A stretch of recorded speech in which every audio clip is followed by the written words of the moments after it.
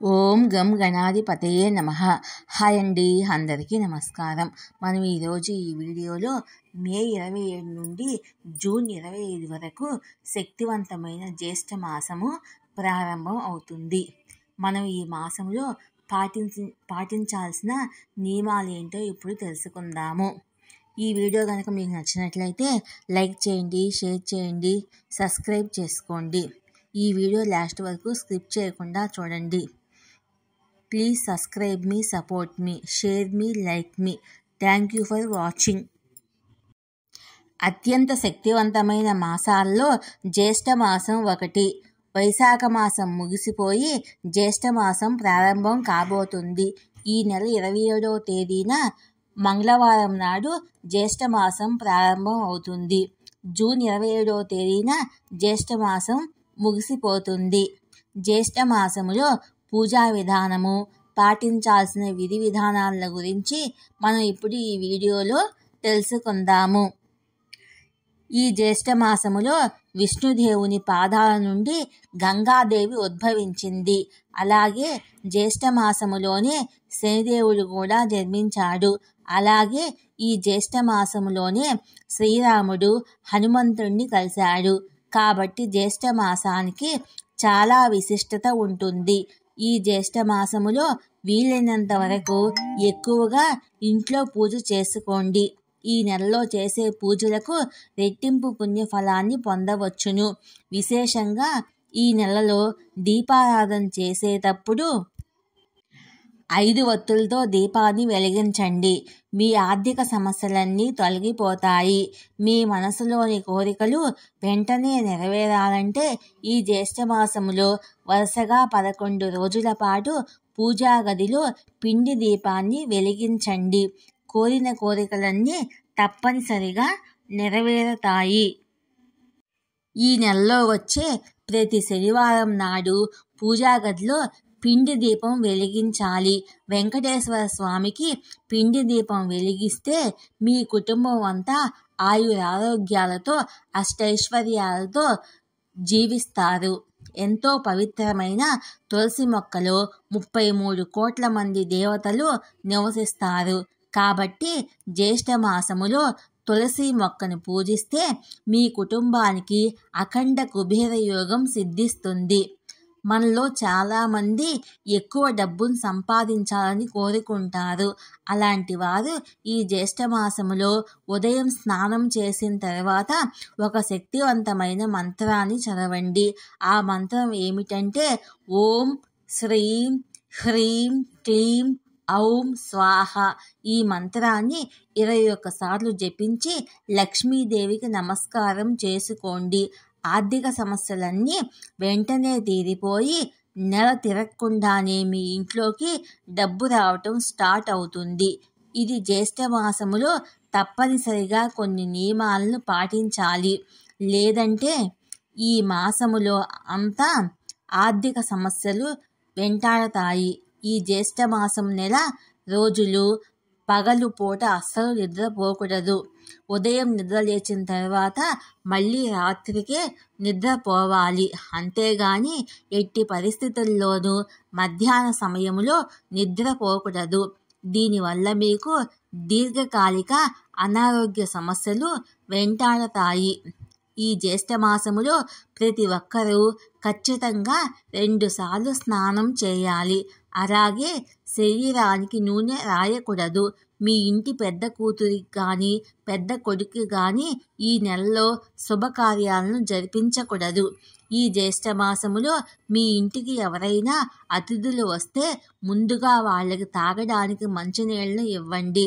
ఇంటికి వచ్చిన అతిథులకు మంచినీళ్ళు ఇవ్వకుండా బయటకు పంపించకూడదు. ఇది మీ ఇంటికి అరిష్టాన్ని కలిగిస్తుంది.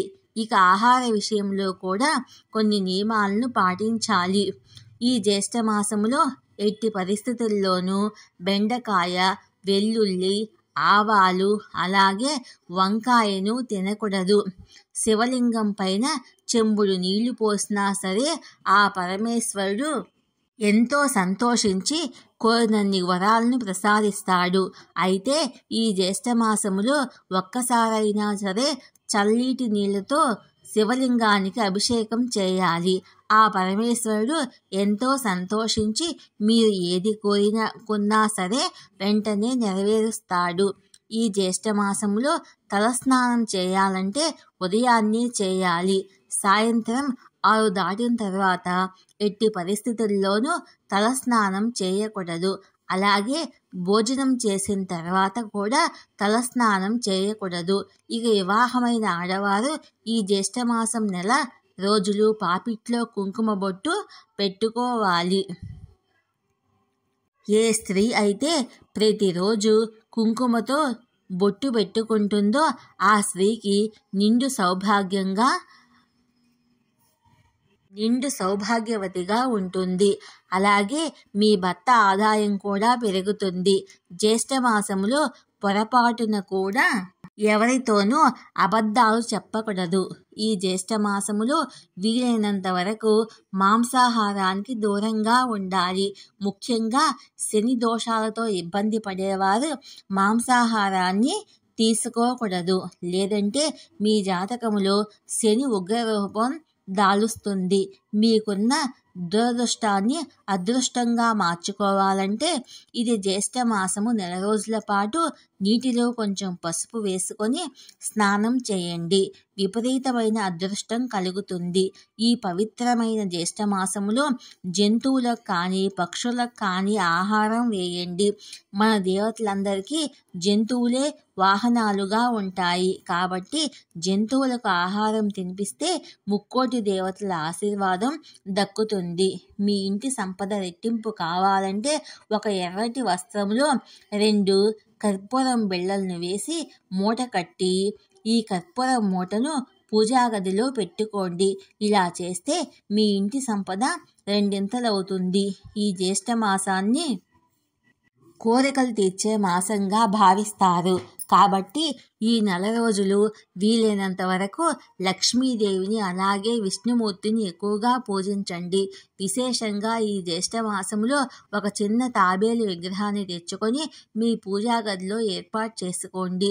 మీ ఇంటి ఆర్థిక పరిస్థితి మెరుగుపడుతుంది.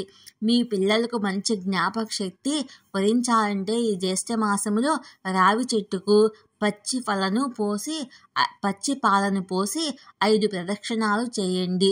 మీ పిల్లలకు మంచి విద్యాబుద్ధులు సిద్ధిస్తాయి. అలాగే తెలివితేటలు పెరుగుతాయి. ఇక అప్పుల సమస్యలతో ఇబ్బంది పడేవారు ఈ జ్యేష్ఠమాసంలో వచ్చే ప్రతి శనివారం నాడు నీటిలో 2 యాలకులు వేసుకొని స్నానం చేయండి. అప్పుల సమస్యలన్నీ క్రమక్రమంగా తగ్గిపోతాయి. అలాగే ఒక రావి ఆకును తెచ్చుకొని దిండు కింద పెట్టుకొని నిద్రపోండి. అప్పుల బాధలన్నీ వెంటనే తీరిపోతాయి. అలాగే మంచి ఆరోగ్యం కూడా లభిస్తుంది. అన్నిటికన్నా ముఖ్యంగా విష్ణు సహస్రనామాలు పారాయణం చేస్తే 1,000,000 జన్మల పుణ్యఫలాన్ని పొందవచ్చు. జన్మజన్మల పాపాలన్నీ తొలగిపోయి జన్మజన్మల అదృష్టం వరిస్తుంది. ముఖ్యంగా ఈ జ్యేష్ఠమాసములో పేదలకు అరటి పండ్లను దానం చేయండి. మీ కుటుంబానికి సకల ఐశ్వర్యాలు సిద్ధిస్తాయి. మీకున్న దురదృష్టం తొలగిపోయి మీ జాతకంలో ధనరేఖ పెరగాలంటే అలాగే మీకున్న అప్పుల సమస్యలు తీరాలంటే ఎవరికైనా పేదవారికి అరటి పండ్లను దానం చేయండి. మన జాతకంలో సూర్యుడు బలంగా ఉంటే జీవితంలో దేనికి కొరత ఏర్పడదు. కాబట్టి ప్రతిరోజు ఉదయం స్నానం చేసిన తర్వాత సూర్యునికి నమస్కారం చేయండి. జీవితంలో డబ్బు కొరత ఏర్పడకుండా ఉంటుంది. జ్యేష్ఠ పూర్ణిమ నాడు నువ్వులను దానం చేస్తే అశ్వమేధ యాగం చేసిన ఫలితం లభిస్తుంది. జ్యేష్ఠమాసములో పావన ప్రీతికి విసనకర్ర, జల కలశం, మంచి గంధం దానం చేయాలి. జ్యేష్ఠమాసములో నీటిని దానం చేయడము చాలా ముఖ్యము.